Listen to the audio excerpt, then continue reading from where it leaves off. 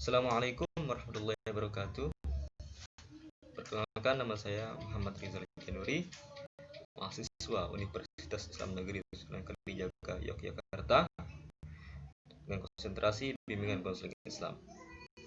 Baiklah, di sini saya akan mencoba untuk menyampaikan beberapa tema yang ditulis oleh Muhammad Al-Fatih Suryadilaga yang berkaitan dengan sesuatu yang viral saat ini, tentunya di media sosial.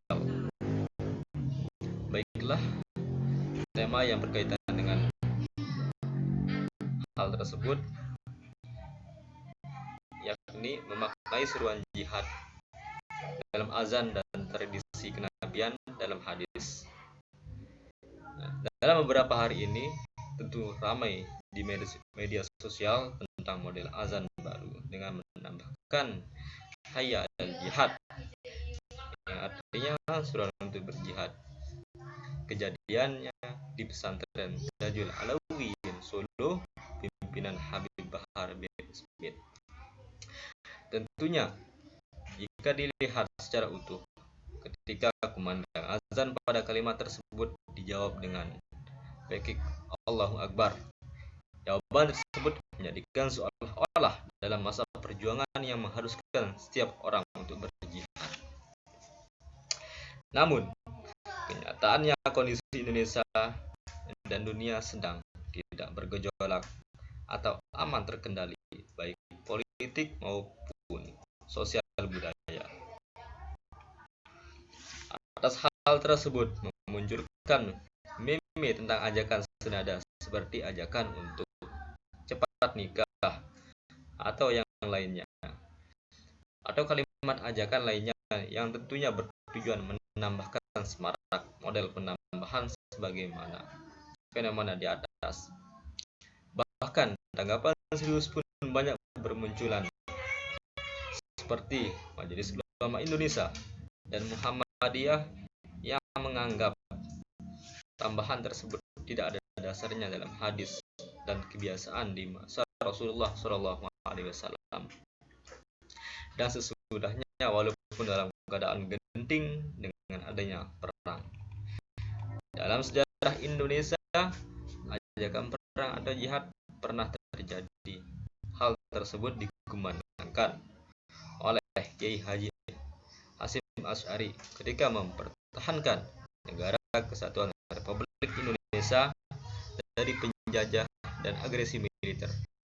Namun, ajakan tersebut tidak dilakukan dalam sholat sebagaimana yang viral di masyarakat. Model ajakan tersebut bukan dalam konteks memulai dalam kegiatan sholat. Ajakan sholat cukup dengan hayya 'alal sholah dan hayya 'alal falah. Kedua ajakan tersebut relevan dengan ajakan sholat yang saling terkait kebahagiaan dan sholat. Salat merupakan hal yang penting dalam Islam, yakni sebagai tiang agama, dan mendirikannya, menegakkannya Islam, dan sebaliknya merusaknya menjadi perusak agama juga. Azan dalam ajaran Islam sebagai tanda memasuki 5 waktu.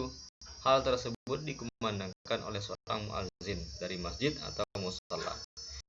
Setidaknya terdapat 5 kali seruan azan selama sehari semalam. Kesemuanya dikumandangkan dengan kalimat tertentu yang sudah dicontohkan dalam hadis Nabi SAW. Tujuan dari pengumandangan azan adalah terkait erat dengan tanda waktu beribadah, khususnya syarat yang membedakan dengan agama lain, misalnya dengan lonceng di gereja atau trompet dalam agama Yahudi. Sebelum ditentukan modelnya, terdapat sahabat yang bermimpi dengan lafal azan sebagaimana dilakukan sekarang. Problem cara mengumpulkan orang dalam salat merupakan kegaulan ketika di Banidah. Atas kenyataan tersebut, terdapat sahabat yang memberikan solusi lewat mimpinya semacam yang berkembang sekarang. Kegiatan azan kemudian dikumandangkan sampai sekarang ini dalam menandai 5 waktu sholat. Khusus sholat subuh terdapat perbedaan dengan adanya taswib atau kata as-sholatu khairum minan naum. Hal tersebut juga berkaitan dengan perintah dalam hadis Nabi Shallallahu Alaihi Wasallam. Kalimat azan dalam sejarahnya terdapat beragam pendapat. Setidaknya dalam hal ini ada 3 pendapat yang semuanya berdasarkan hadis Nabi Shallallahu Alaihi Wasallam. Pertama, terdapat 15 kalimat yang dikumandangkan mulai dari takbir atau Allahu Akbar 4 kali, syahadat 2 kali, dan terakhir dengan ucapan la ilaha illallah. Pendapat lain ada yang berisikan 19 kalimat dan ada yang berpendapat 17 kalimat. Kesemuanya perbedaan adalah dalam pengulangan saja, bukan pada redaksinya. Dengan kata lain seperti yang sedang viral belakangan ini. Perubahan lafal azan sebagaimana zaman Rasulullah SAW pernah terjadi di saat musim dingin atau penghujan.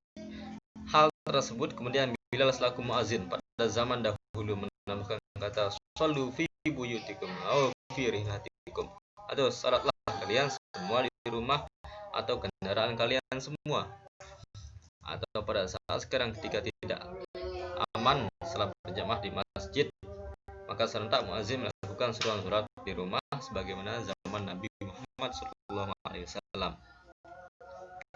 Lafal azan dan iqamah selain untuk menegakkan dan menunaikan salat sebagaimana di atas, juga dalam tradisi Islam juga dikumandangkan ketika anak lahir di telinga kanan dan telinga kiri adalah dengan iqamah. Hal tersebut sesuai dengan riwayat Imam At-Tirmizi, yaitu di mana Abu Rafi melihat dengan kepalanya sendiri yang dilakukan Rasulullah SAW dalam mengumandangkan azan di saat kelahiran Hasan putra Fatimah atau cucu Nabi Muhammad SAW sendiri. Azan tersebut sama dengan kalimat azan ketika syarat. Hadis tersebut juga diriwayatkan Abu Daud dan Ahmad bin Hanbal. Kendati di kalangan ulama ada yang menghukumi sunnah dan mubah, ada juga ulama yang menilai hadis yang dijadikan landasan tidak sahih. Hal tersebut dikarenakan terdapat sebuah periwayat yang dipertanyakan, yaitu Asyim bin Ubaidillah yang menurut kritikus hadis bermasalah, yaitu sering membawakan hadis yang berbeda dengan yang didapatkan riwayat lain. Dari penjelasan di atas diperoleh azan adalah panggilan khas dalam salat dan kegiatan lain seperti anak ketika lahir. Redaksi azan sudah ditentukan masa Rasulullah SAW dan kemudian dilaksanakan dengan perbedaan pada saat salat subuh dengan penambahan kalimat tertentu untuk menggugah masyarakat agar bergegas salat berjamaah. Selain itu juga dalam kondisi tertentu ditemukan reaksi kebolehan salat jamaah di rumah dengan kasus ketika hujan atau musim dingin. Hal tersebut wajar karena masjid zaman dahulu tidak berbentuk seperti sekarang dan masih terbuka yang memungkinkan air hujan masuk dalam, dan cuaca dingin seperti di Madinah saja ketika bulan tertentu seperti Januari, cuaca sampai 11 derajat yang dapat membuat kulit kedinginan tembus dan berulang berulang.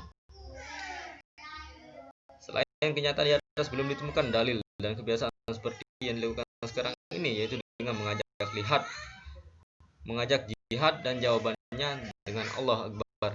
Atas dasar itulah sebaiknya umat Islam mencontoh apa yang sudah ditetapkan dalam Islam melalui Nabi Muhammad SAW. Baiklah, mungkin hanya seperti itu yang dapat saya sampaikan. Kurang lebihnya mohon maaf. Assalamualaikum warahmatullahi wabarakatuh.